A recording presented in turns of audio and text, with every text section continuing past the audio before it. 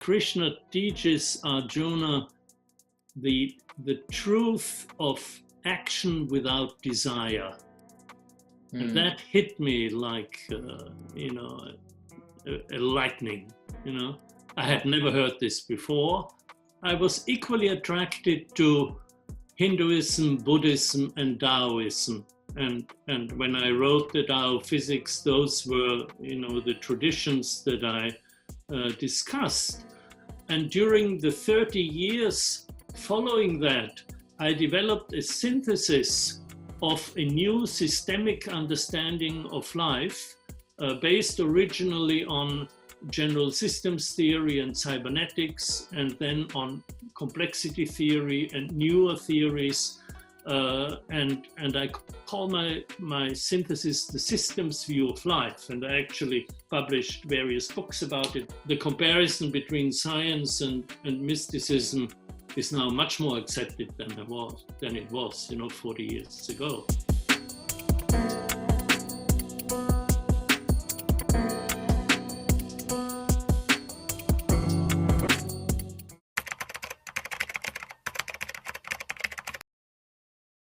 Thank you for making time to be on the podcast. The pleasure. We've been exploring your work for the past few years, and particularly somebody who's a student of physics definitely knows your approach and revolutionary input in the theoretical physics world.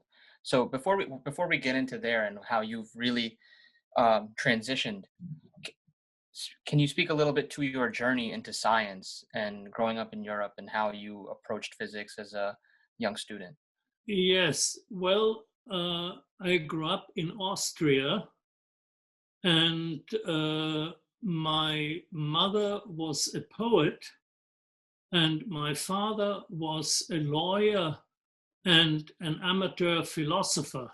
He had a fairly large library of philosophy books, mainly German philosophers, but also books about Buddhist philosophy.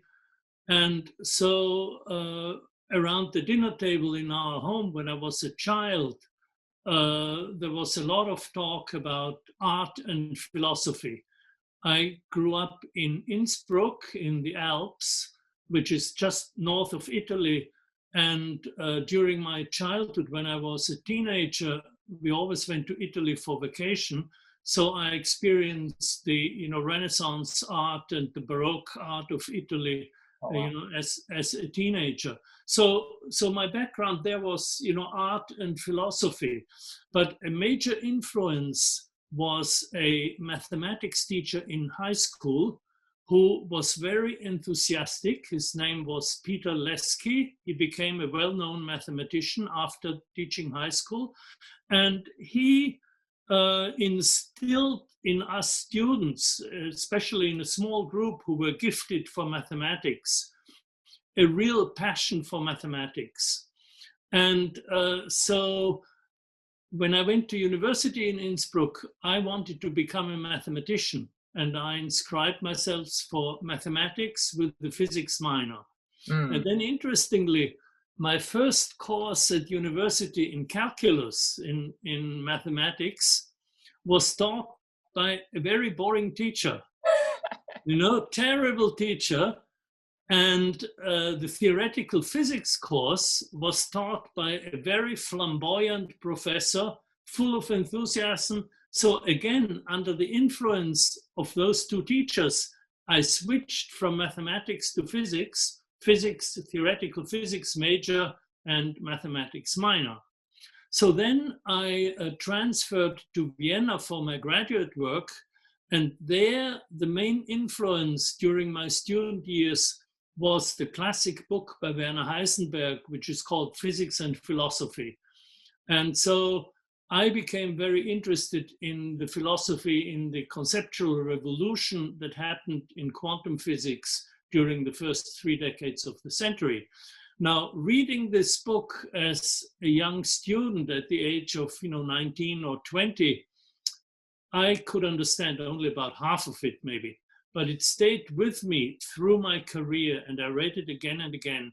And it really determined my whole career as a scientist and writer. because what Heisenberg explains in this book, among many other things, is that science and philosophy in the West has been dominated by the Cartesian mechanistic worldview. And he said, quantum physics shows us a very different view. And then he added, it will take a long time for society to change and to adopt this radically new vision of reality. And so that was, the seed that was sown in my mind at that age of 20.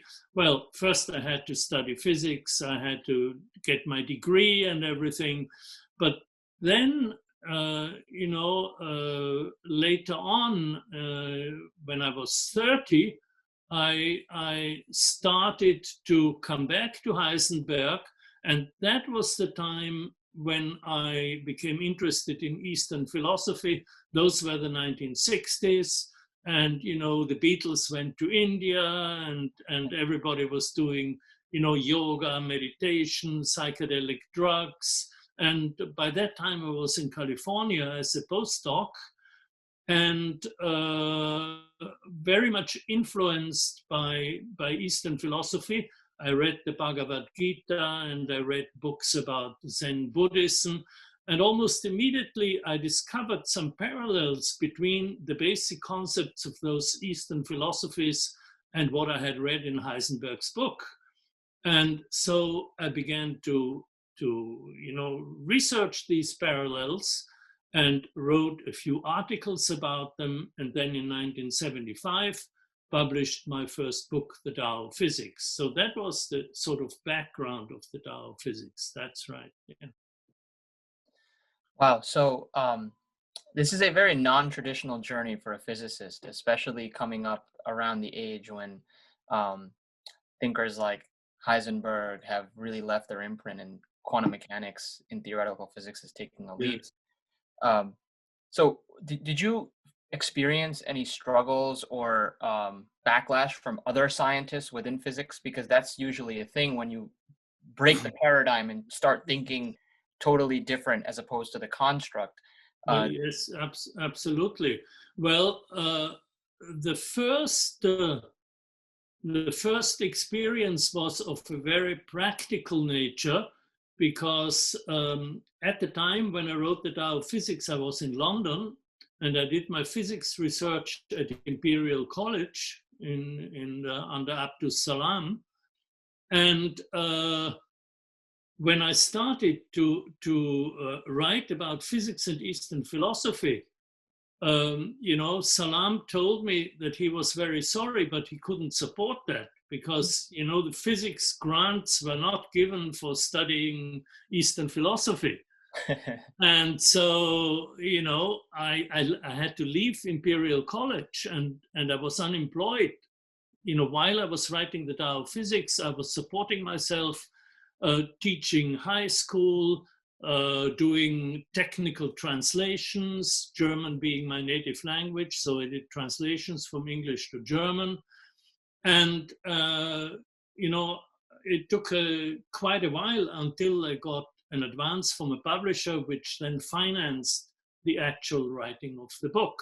Wow. But I went through quite a bit of hardship in those years. I dropped out of physics. And then I got back into physics once the book was published. I then moved back to California. And then I started a long collaboration with Jeffrey Chu, the creator of, largely S-matrix theory and bootstrap physics. And after Heisenberg, Chu was my second big mentor. And I worked with him for about 10 years at Berkeley. Wow. You spoke to how your parents had interest. Maybe, Raghav, I should also answer your question about being attacked or not appreciated by physicists when I wrote the Tao of Physics. That was also true. And what happened there was that I had been in contact with leading physicists while I was writing the book, because, as you know, part of the book is a review of modern physics, of Hmm. quantum mechanics and relativity theory and field theory and so on. And so I was in contact with physicists who had written popular books about physics, like Victor Weisskopf, for instance, and others. And they appreciated my ability to present the concepts of modern physics to a lay audience. Hmm. And they knew from their own experience that this is not easy. And I did it well.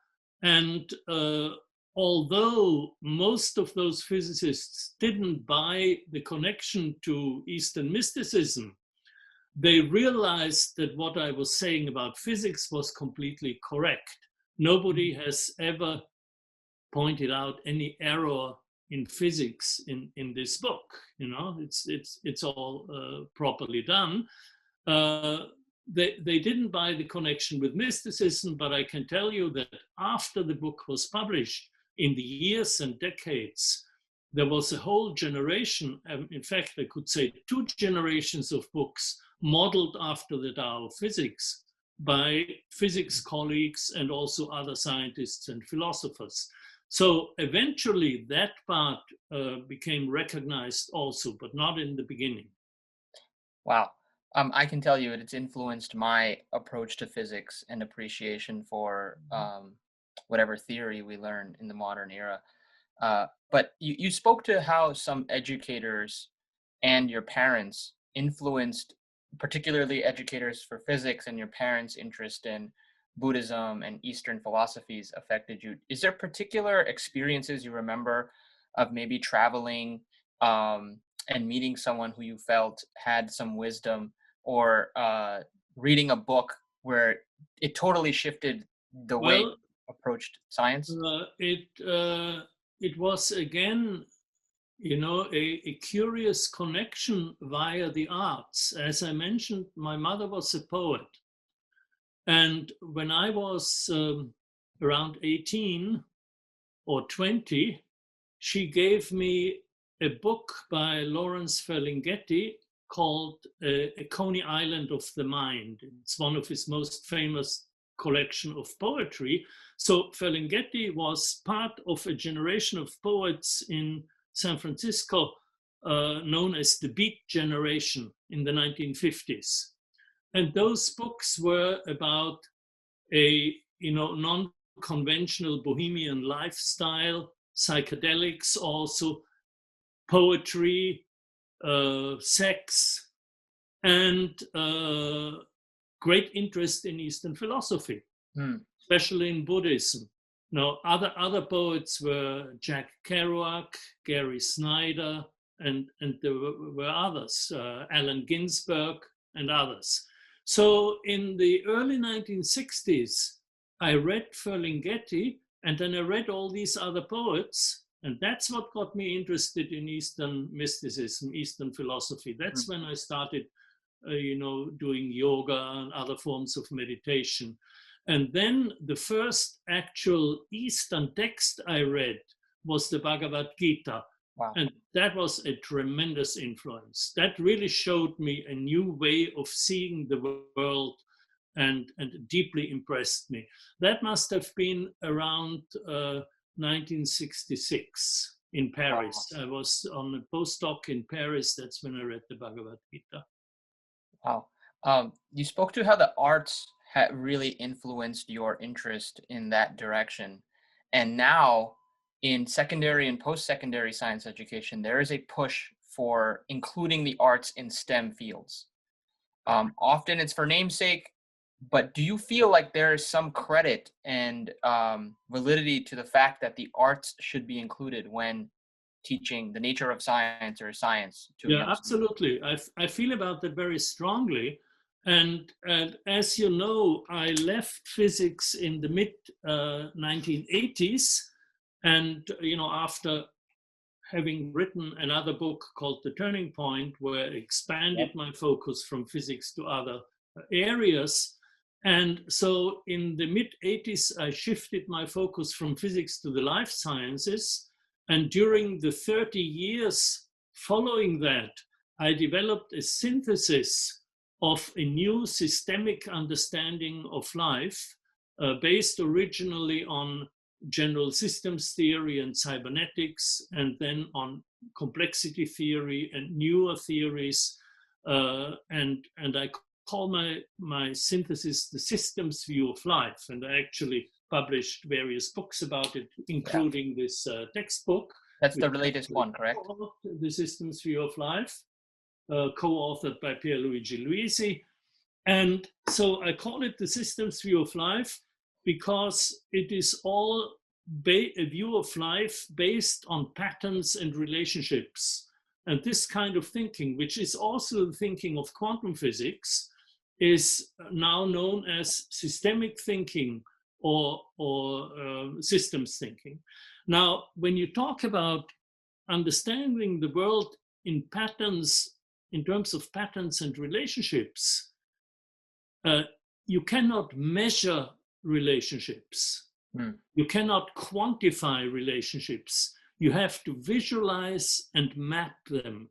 And whenever visualizing and mapping is in the foreground, also throughout the history of science, artists have contributed significantly to the advancement of science. Absolutely. The biggest example is perhaps Leonardo da Vinci in the Italian Renaissance, but also the German poet Goethe made significant contributions to biology in his study of patterns.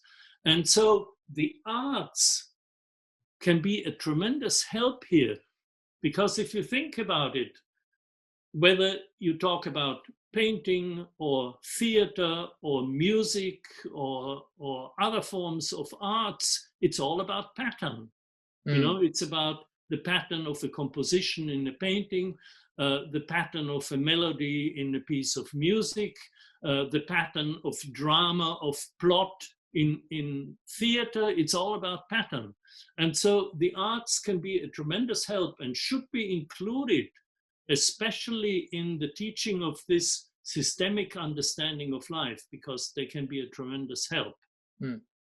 So that's interesting, because often, you can speak to this more than I can, but do you feel that science comes into the picture of human history during the Enlightenment as like an anti-dogma view of life, and now it seems like the inability to incorporate art, the inability to be open-minded to an Eastern worldview, is also like dogmatic in some way? Yes. Well, I think that's a condition of the human mind, that we tend to hang on to fixed ideas, fixed concepts, fixed ideas.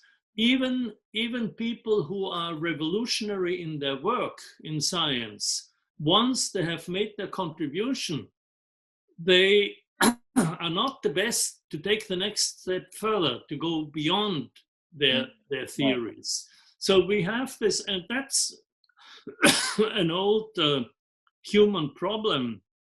If you remember, you will know in the Buddha's teaching, the Buddha had these 4 noble truths, and he said the first truth is suffering, and we suffer psychologically and spiritually because we have the tendency to cling to fixed ideas. So suffering and clinging are the first 2 noble truths. And so this is a challenge, to remain fluid and open to new ideas. You just spoke to the noble truth in Buddhism, sarvam dukkham, and going back to how you referenced the Bhagavad Gita as one of the first texts that really moved you. How did you get exposed to it, and what particularly about it moved you? What moved me was the instruction of Krishna, the divinity, to the warrior Arjuna. This is a very dramatic scene, in a battlefield Mm. where first it's all about war and battles, but that recedes then and it becomes about life and existence and philosophy and so on. And and Krishna teaches Arjuna the truth of action without desire. And Mm. that hit me like a lightning. I Oh, had never heard this before. And to act with a purpose, yes, but without being attached to the end result. Purpose, action without desire. There were many other things in the Gita that influenced me and impressed me, but that was the sort of aha experience, the main wow. moment. Uh, so this doesn't, you don't have to speak to this if you feel like it's not appropriate, but has that influenced your, whether it's the Bhagavad Gita or Zen Buddhism, your personal spiritual practice and how you approached your day to day? Yes, it has. I was equally attracted to Hinduism, Buddhism, and Taoism.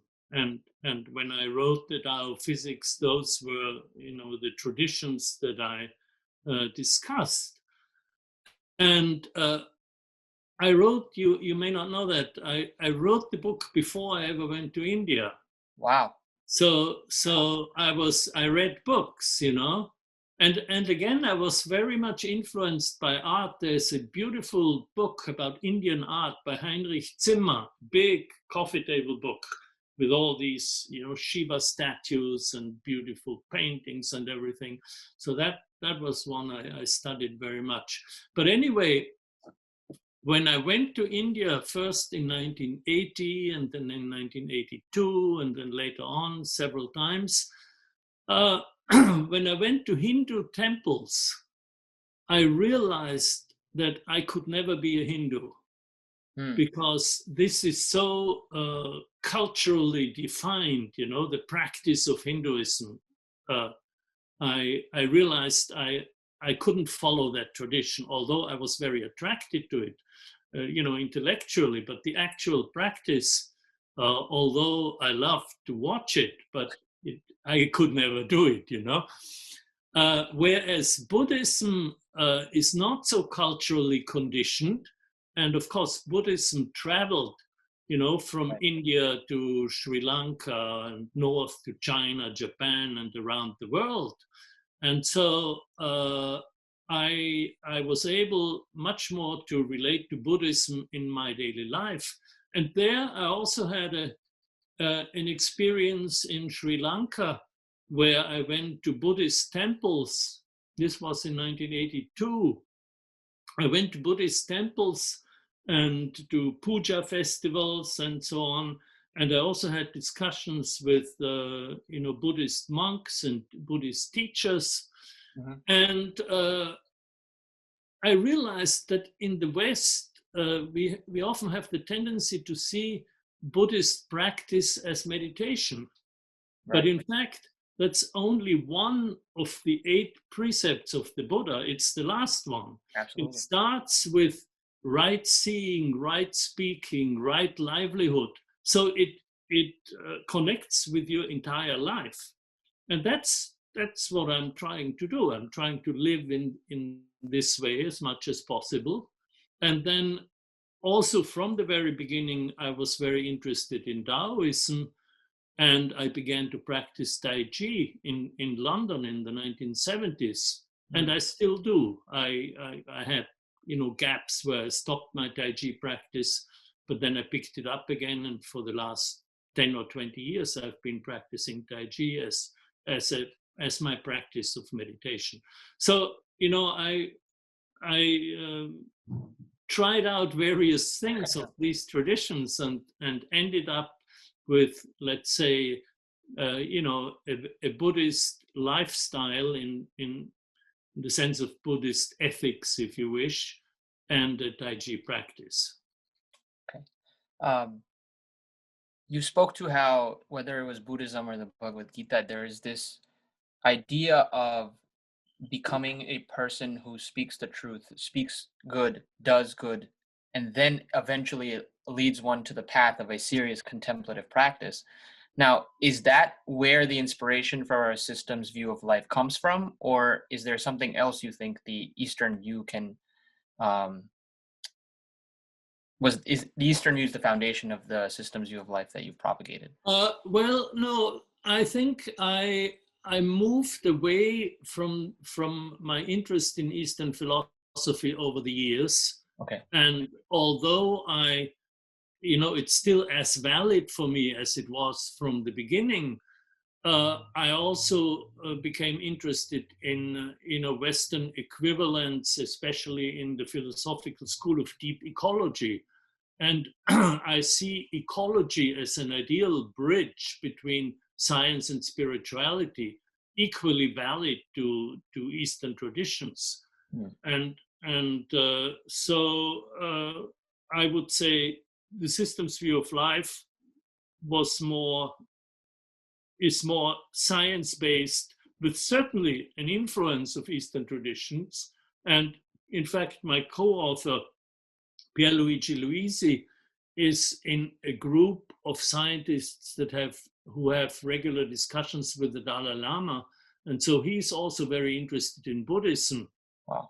And one scientist who influenced both of us very much is Francisco Varela, who Yes. was a Chilean biologist and a practicing Buddhist. So, the Buddhist influence has persisted, but on the whole, I would say I'm not so much turned toward the East anymore.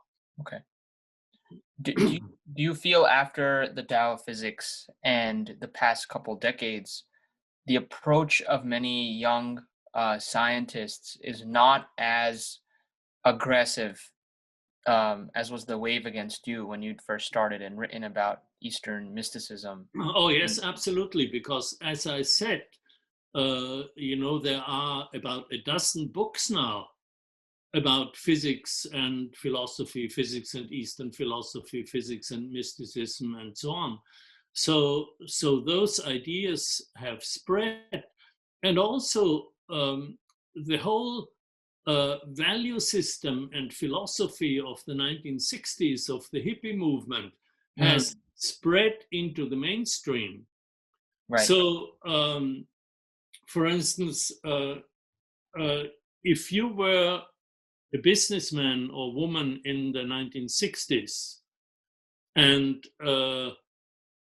had a business meeting and were planning something, or a group was planning to do something next week, and you had said, well, on Wednesday I can't because on Wednesday I have my yoga class or my Qigong practice.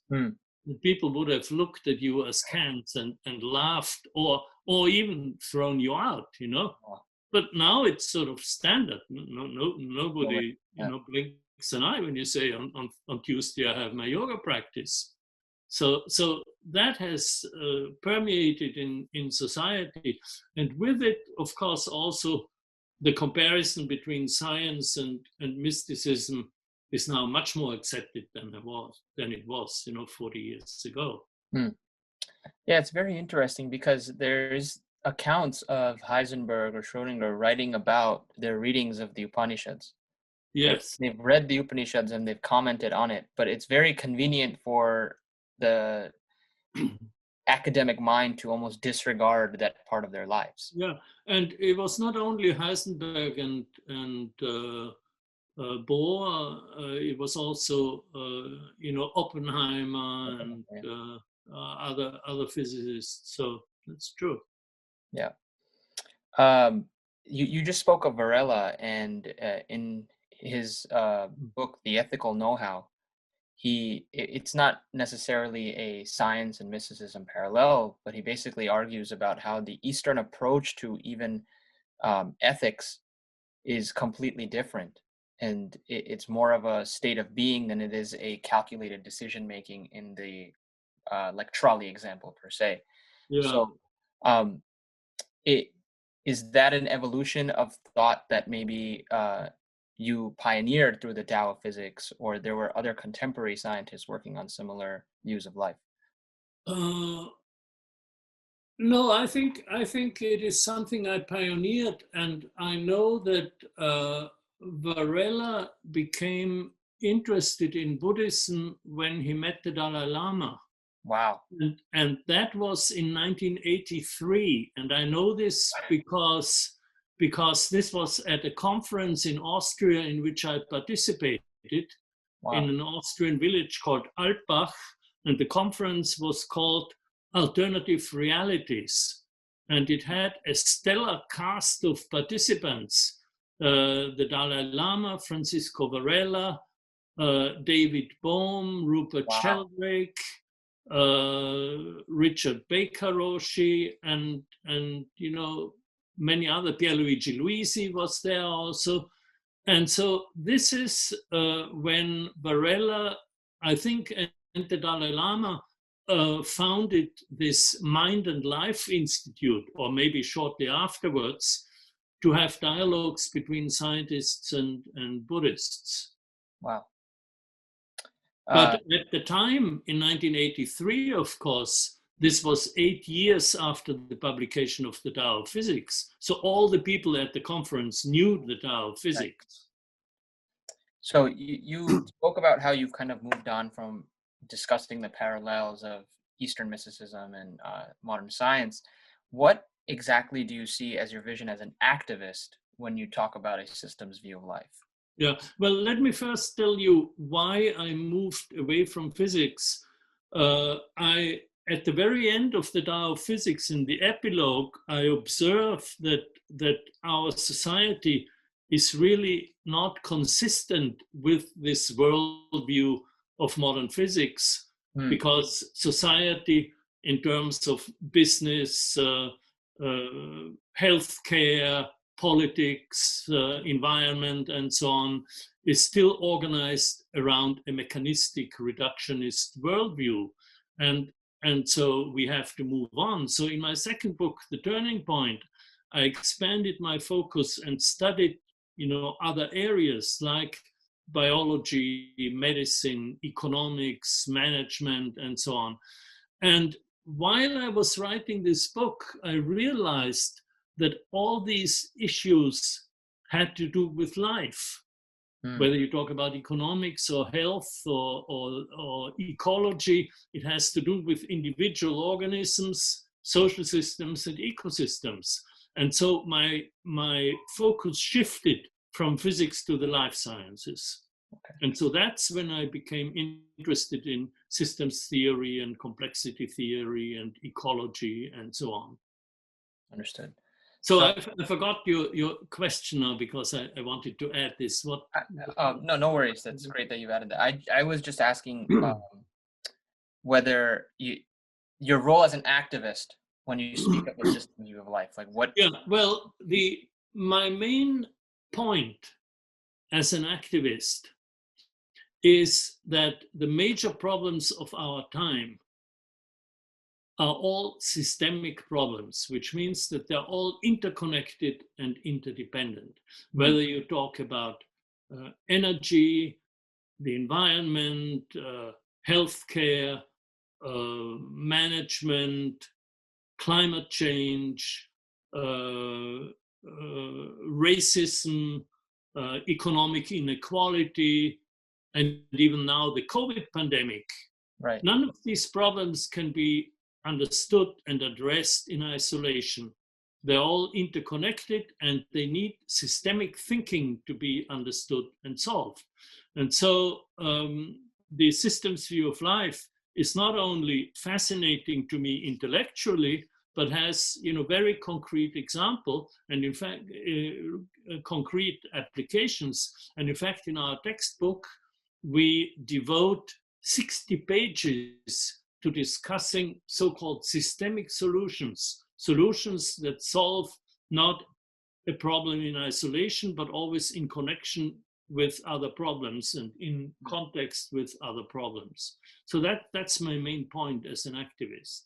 Right. So could you give us an example or like a preview of a possible solution that you Yeah, provide? well, a systemic solution uh, addresses an individual problem within the context of other problems, and Mm, as a consequence, it very often solves several problems at the same time. okay. So, an example, for instance, in agriculture, if we shifted from our system of industrial agriculture, which is highly centralized, energy intensive, and chemical, um, to a kind of sustainable, community-oriented, regenerative agriculture, also known as agroecology, this would have major consequences. First, it would contribute to our energy problems because agroecology doesn't have the huge energy input that industrial agriculture has. Secondly, the organically grown food is much healthier and would have a tremendous effect on public health. Uh, Thirdly, an organic soil is a living soil, which means that it is full of carbon, Mm, which it draws down from the atmosphere, and in this way helps to alleviate climate change. So these are three major wow. issues. It is also, community enhancing and has a lot of other consequences. But that's a typical systemic solution. Got it. Okay. Yeah, that when you spoke to it earlier, how you've moved away from studying and showing the parallels of Eastern philosophy, but you also highlighted how that original thinking of yours is kind of what pushed you in this direction of going towards ecology and a system Right, of love. right. So as we conclude, we usually ask all our guests one question to kind of inspire the thinkers, artists, activists who are listening to you. Do you have any one mantra? It doesn't even have to be one. Any one mantra or slogan that you live by, and it keeps you moving in the direction that you would like to come to fruition. Yeah, I would say that I don't have a personal mantra that I could share with you, but over the last few years, I have become more and more aware of the importance of community. And that's what I would like to end with.